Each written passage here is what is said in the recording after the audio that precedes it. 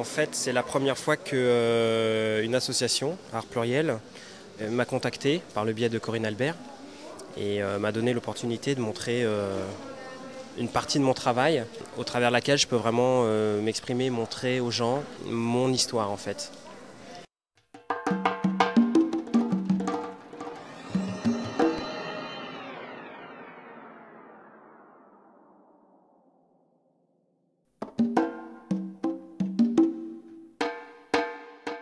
Ça fait toujours plaisir quand on a des critiques qui flattent un peu le savoir-faire, mais c'est vrai que c'était pas volontaire à la base. C'est-à-dire que quand j'ai quitté les Beaux-Arts, j'étais dans une peinture beaucoup plus expressive. Je ne partais pas de modèle photographique.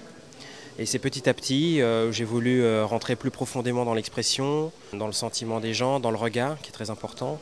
Et je me suis mis dans une peinture comme ça de plus en plus précise, de plus en plus léchée. Maintenant, j'en suis arrivé à un résultat assez réaliste, c'est vrai. Mais j'avoue que maintenant, les toiles me prennent beaucoup de temps et j'aimerais revenir à une peinture beaucoup plus spontanée. Je te cherche.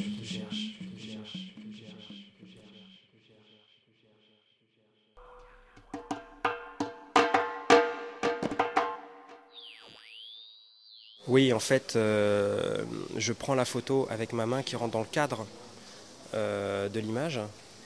Et c'est une série plus sur le toucher que le portrait.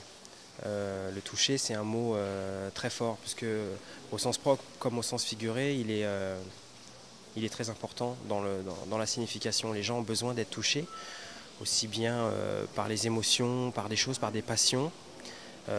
C'est important de ne pas avoir le cœur sec en fait. Et les gens ont besoin d'être touchés aussi physiquement. Et donc voilà, je suis parti sur une série comme ça de portraits où je touche les visages donc ça agit sur l'expression, ça donne des regards très intenses, très profonds. Et voilà, je vais en faire d'autres, je pense, encore plein. Peut-être avec d'autres, peut-être ma tête aussi qui est touchée. En tout cas, le toucher m'inspire beaucoup.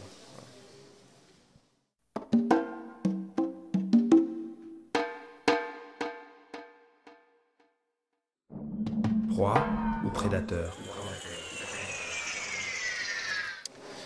Ça évoque l'histoire du sentiment amoureux.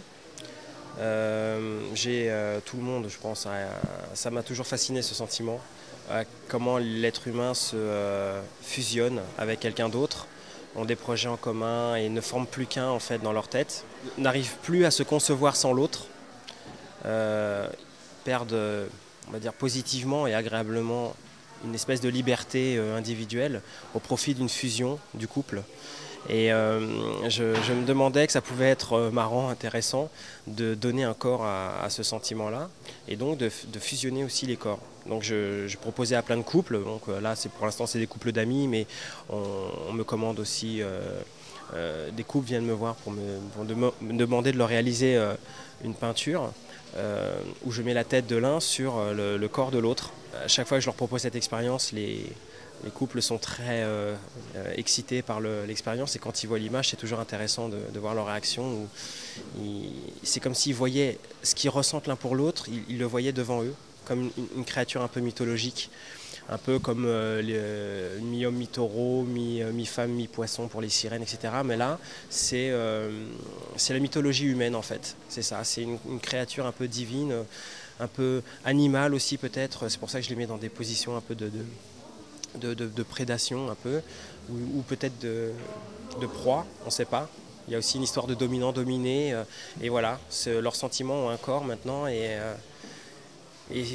effectivement, ils sont toujours un peu... je sais que ça dérange aussi, ça dérange parce que les gens voient quelque chose peut-être qu'ils n'imaginent pas voir, ou où il y a peut-être une vérité qui se dégage qui est un peu dérangeante, mais pour moi c'est positif en tout cas, c'est vraiment...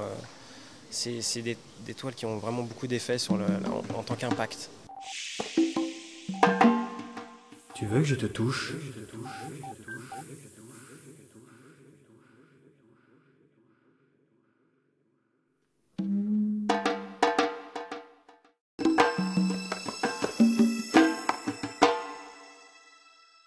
Oui, Pour moi, la peinture, c'est aussi une forme d'écriture. J'écris beaucoup et j'aime raconter des histoires et c'est toujours bon, sur le même thème en fait, hein, l'être humain, l'individu, les relations humaines, dans ses faiblesses, dans tout ce qu'il a de compliqué, mais en même temps c'est ça qui est passionnant et voilà, dans ses forces aussi.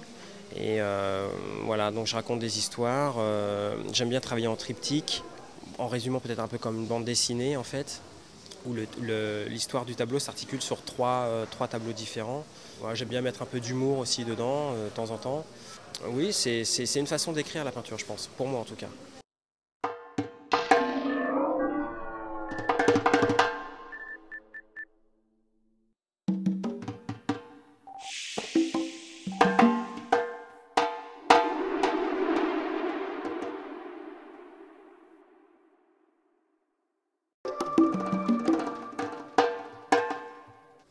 Alors, d'une façon générale, ils ont toujours un regard assez positif pour moi, parce que mes peintures leur produisent des émotions.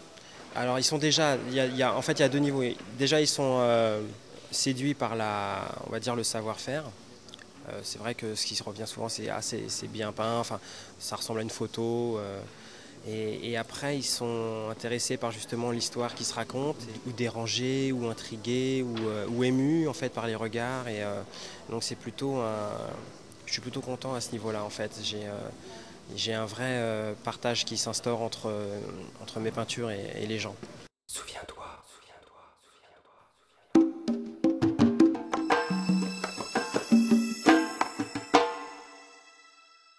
J'ai fait les Beaux-Arts de Cergy-Pontoise pendant 5 ans. J'avais fait 2 ans de prépa avant, donc ça fait 7 ans en tout. C'est un micro-monde et c'est vrai qu'on en sort un peu chamboulé dans la vraie vie. Mais c'est une bonne formation dans le sens qu'on nous donne des moyens quand même, au niveau espace, au niveau matériel.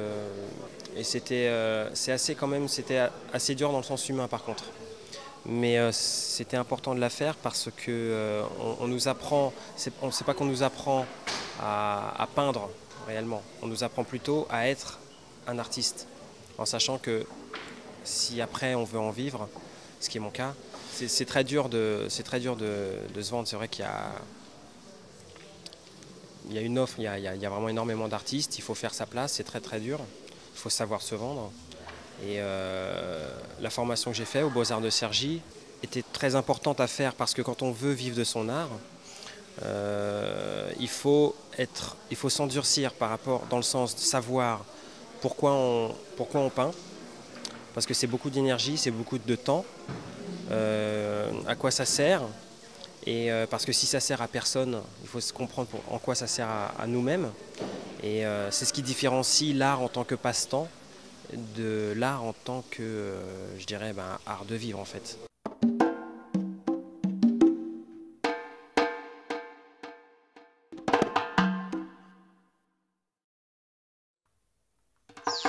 Regarde-moi.